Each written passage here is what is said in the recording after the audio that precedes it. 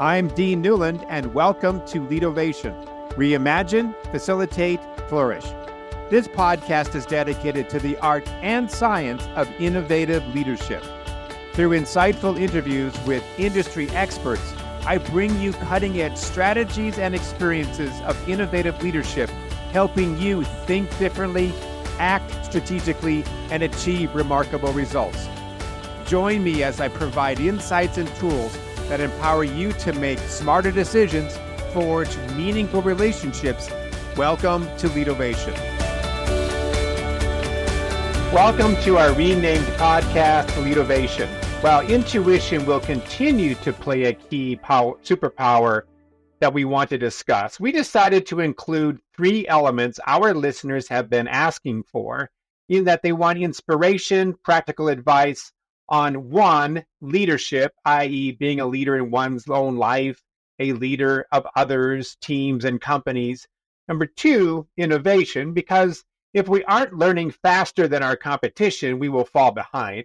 And of course, three, what I call intentional, healthy presence.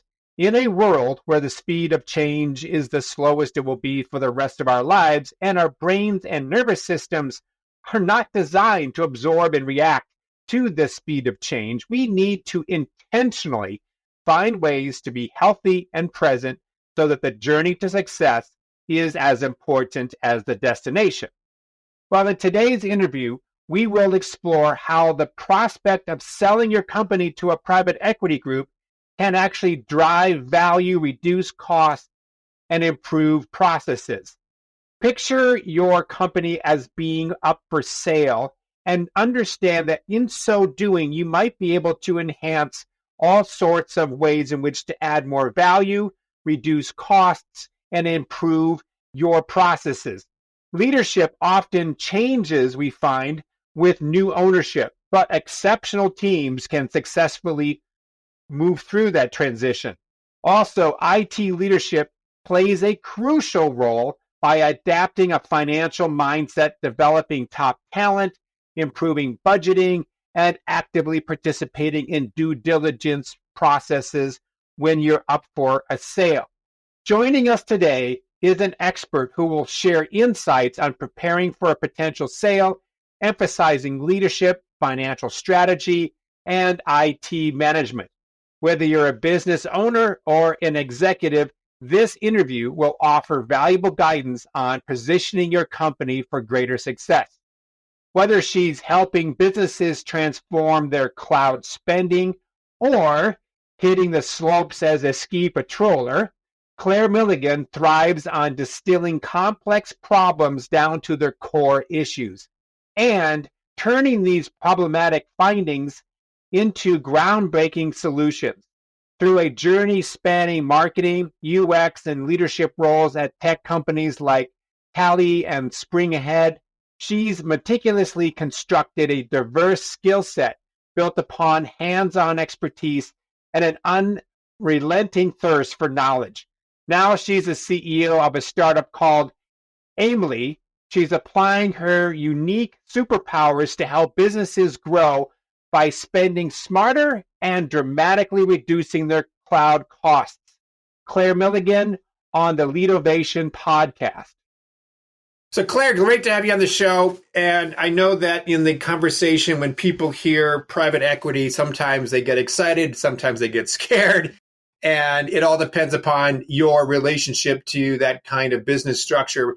But before we get into the details of your space around this topic around private equity and cost cutting it that to be able to make your company more valuable, I want to ask you a kind of a large question that might address just about anybody who's on this, who's listening to this conversation.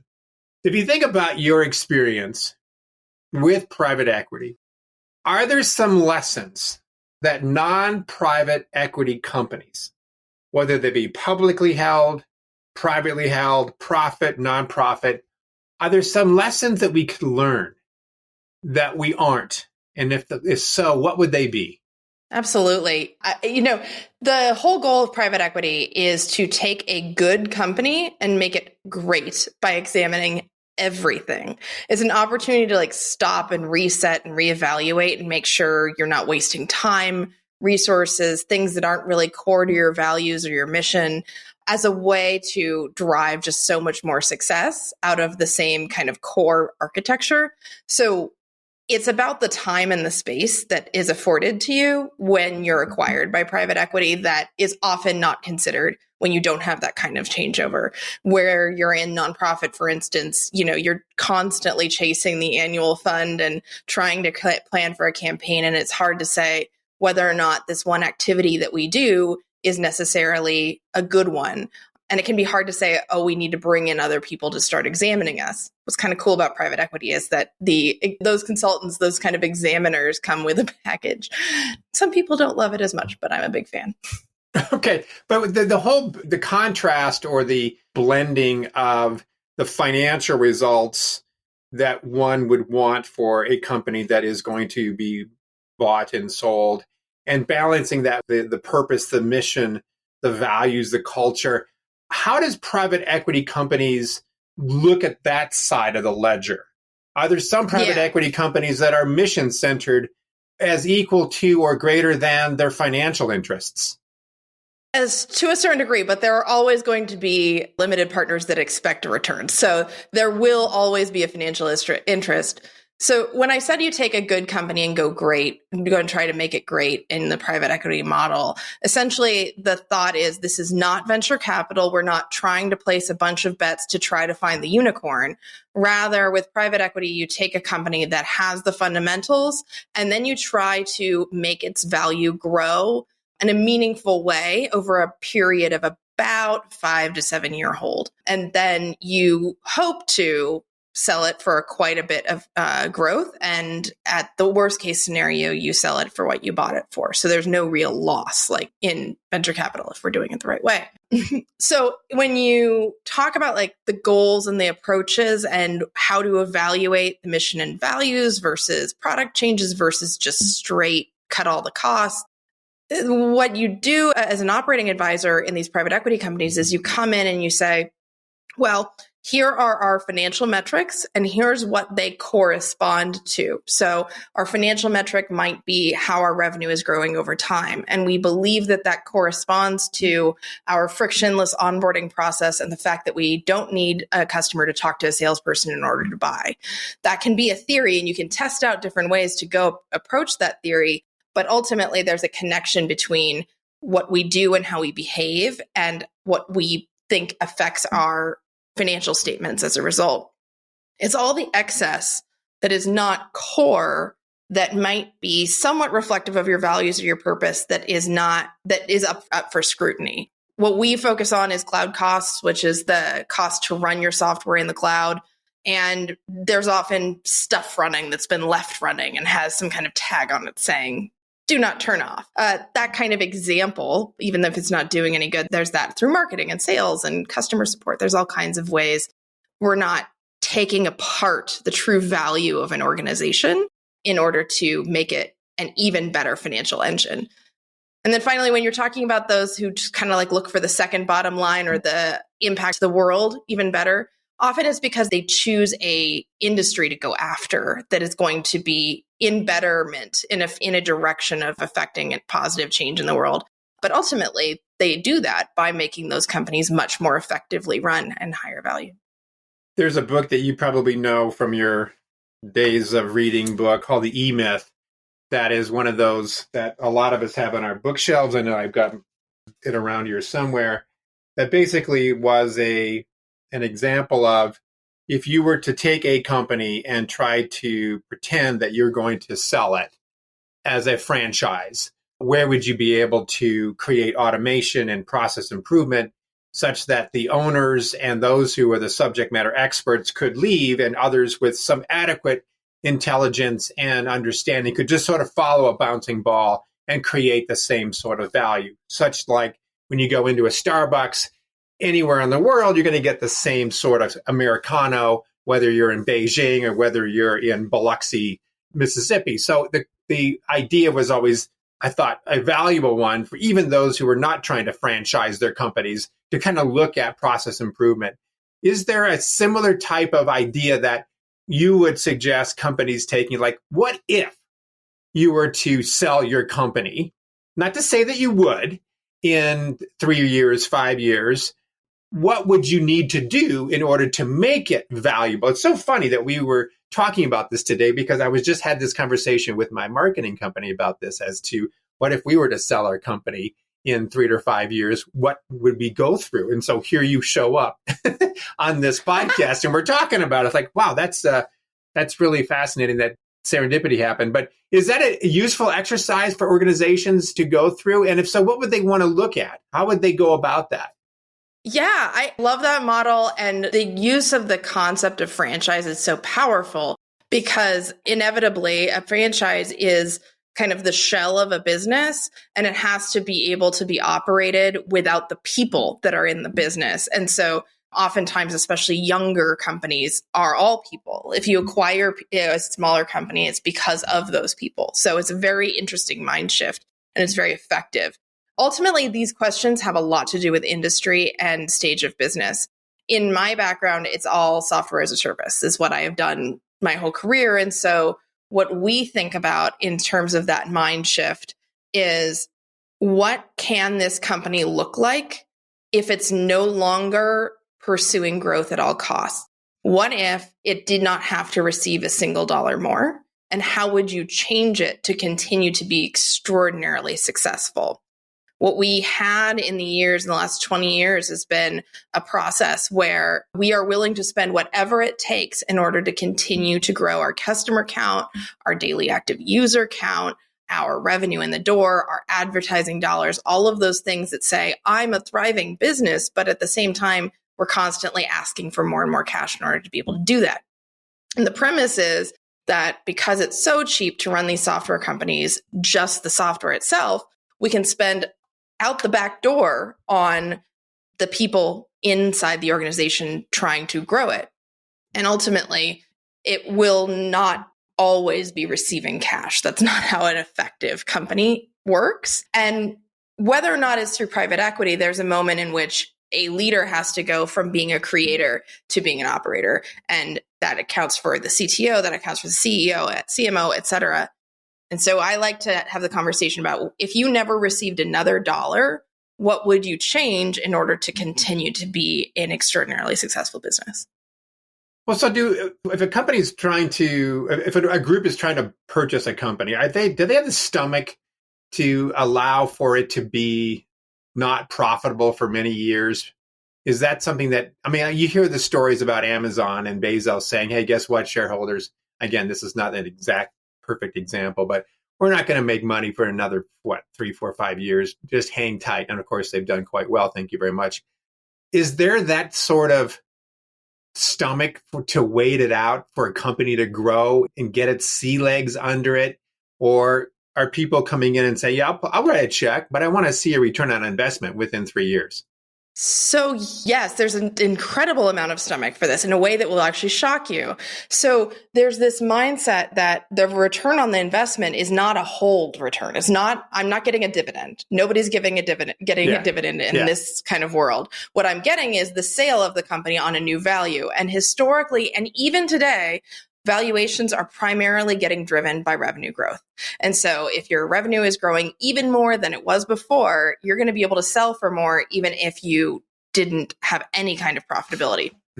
That being said, think about how much you can do with a company that is also profitable. It's based on this math that we could operate software companies without its people. I think that's a faulty assumption. I think that you ultimately have to be able to deliver new features in order to sell new clients. You need to be able to support and continuously upgrade your software. But we don't, in our financial structures, actually put those people who do that work as up there in cost of goods sold and affecting the gross margin and therefore affecting the valuation. Instead, we say, oh, this is excess spend. This is R&D. I can capitalize this. This is not a big deal. No worries. But if you do go into a private equity owned company that has been quite aggressive and they have cut a lot of the R&D staff, the company is pretty much running with its arm behind its back. It doesn't work. So This math, this premise that you don't have to be profitable is based on that faulty assumption. We do, I think, have to reconsider all of that. But at any rate, I'm here and my whole purpose is to help CTOs navigate this process and start becoming leaders instead of followers, get rid of that whiplash and just try to direct to financial outcomes through this whole experience. So for those who are lay people in this whole topic, what are some areas by which value is assessed? How do you determine what's the criteria? What's the rubric that an organization would go, hey, we would like to purchase you. You look like you would be a company we'd like to take on. We see that in 3 years, you're going to be something that would really produce a nice profit. What are the criteria? I mean, aside from top line revenue and ROI, what other things do people look for? Yeah. So there's the revenue growth metric, like I said. There's also gross margin, which is the revenue subtracting any cost to deliver against the customer contract, which is essentially in a software company, customer support and cloud hosting costs. And an average gross margin for a software company is about 65 to 70%. And if you can get that number like 85 and above, that affects your valuation quite a bit, makes you look like a rock star. You're going to see customer acquisition cost be analyzed, which is not only the cost to actually purchase each one, but then also the return on over time. Like, does it take 2 years of a client's contract in order for it to pay back? There's also free cash flow margin, because if you do subscription-based relationships with your clients, then they pay up front for an annual contract. You get the cash in January for an expense that actually lasts the whole year. So you could be unprofitable, but have cash flow positivity that's quite impactful and allows you to invest elsewhere. Those are some of the biggest ones. And frankly, profitability isn't one of them. I think it should be, but not as much anymore. Well, what about the idea around just the people side of that ledger again, the management team, their experience, their background, their pedigree? Is that considered? And if so, what do they look for? Yeah. Yeah, maybe. Not so much. I think that you can tell a company is going through private equity turnover when you look on LinkedIn and they announce their new CEO and they announce their new chief sales officer. There's a lot of management turnover when you get bought by private equity, even if that wasn't the original intention. And it happens time and time again because there's this inertia. You can't break the inertia so often when somebody has found success, personal success in doing it their way. And they struggle to shift. They struggle to shift to whatever the new thing is, the new goal set. And when they don't, then oftentimes they get replaced. Those that actually stay on, though, is there some sort of secret sauce that makes that transition from one ownership to another successful? Because, for example, I have one particular company that we work with right now. They've been through probably, 2 sales, and they've kept the CEO, they've kept the management team through all of those sales. Now, maybe that's an anomaly. Amazing. Maybe that doesn't normally happen, and I haven't quite figured out yet why that hasn't happened, why there hasn't been a change of leadership each time the company's been sold. But in your experience, when those particular managers or leaders have stayed on during the sale, is there something that is a telltale sign as to why? I think you have to be a student. You're absolutely right. There are some people that do incredibly well through that switch. I actually think about Bullhorn, the staffing company. They're one of those that has just been an incredibly consistent team through a lot of different owners. You have to be a student of what's new and what's the priority set, as well as somebody who's willing to reevaluate the assumptions on a regular basis against a new set of facts. And not to take it personally, because what you decided a year ago was a great decision because of it. And there may have been a result that was good and there may have been a result that was bad, but it's not the result that dictates the decision. And there's a new decision-making process each time new information comes in. And to be really open to that and to learn and grow requires a pretty next level leader, I would say. Interesting. So do you find that when a company do most companies go out and seek a purchase, or do companies get sought out after? It depends. A lot of firms have a preference. So when you're seeking a purchase, you're going to talk to and use an investment banker, most likely, who will then shop you around to a variety of private equity firms. On the other hand, there's a lot of firms actually nowadays that are actually doing their own prospecting. They become sales engines on their own, trying to find all the companies out there that have never taken fundraising. That's a real prime target for private equity. is a kind of self-built, bootstrapped organization. So it's kind of both sides, and each private equity firm is trying to construct a diversified portfolio for their partners. So Claire, tell us a little bit more about your secret sauce and what your company does and what your niche is all about. Yeah, so we are all about the CTO and making sure the CTO levels up into this new financial savvy approach to building their technical side of the house. We started with a specialty in cost reduction for Amazon Web Services, Microsoft Azure, and Google Cloud. We still do that. We do a lot of that, and we help people make those changes very quickly. And across portfolios, actually, like we'll have companies within one portfolio kind of all go through the process together. But what we think about when the CTO needs to level up, we think about how they approach new companies that are being acquired and rolled into them. We're thinking about how they budget and how they plan for the next year. We're thinking about how they educate people in their team about this financial structure and how they communicate what they've done in the boardroom in language and a methodology that really makes sense to their ownership and provides value for communication back and forth. And this can be the founding CTO who can easily do this. And we're here and we're ready to ride alongside, or if you've just come and dropped in. And basically, everything about tech and everything about software as a service is really unpredictable from the finance standpoint. And instead of having a response of saying, I don't know, which is actually a really true answer for a lot of people who are technical leaders, the answer has to be, I will come up with a process and I will make it and I will show you how we're going to improve and continually make ourselves and our results predictable, which can be a real huge challenge. So putting you a little bit on the spot, if you're talking about the CTO as being sort of your prime focus within an organization, what would you say? You're at a cocktail party, you're sitting around grabbing some peanuts and you got your martini in hand and so forth. You meet up with the CTO and they say, oh, really? It's an interesting kind of line of work you're in, Claire. What are 3 recommendations you would have me, consider to improve what I do? What would you suggest that they consider doing? Number 1, examine all of your people on every team. And you don't keep people just to have a person who does the job. They're not going to help you. And you also need to evaluate whether or not they're adjusting given all the information that's coming into them about how life is changing, if they're adjusting with it. I've seen a lot of CTOs kind of go down with the ship in defending people who've just been people that they worked with for a long time and who aren't necessarily kind of moving in a new direction. It's a very hard thing to do to reevaluate those people, but it's the number 1 thing you have to do. Number 2, it's about developing a very specific way of planning for the future financially. So that's your roadmap needs to have a financial component. How much are we going to be able to pay back and in what period of time? And your budget needs to be very, very predictable. It can't just be, well, we spent $7,000 on this one function last month, so it'll be $7,000 next month. It has to be a lot more structured. We have a whole kind of like stack and layer process of layering into creating those budgets. But those things are things that you don't want to be caught being asked more questions and having no answers. That's really important. And the third is you need to be in charge of your own destiny as new companies get acquired, because almost every single private equity owned company acquires in order to grow revenue.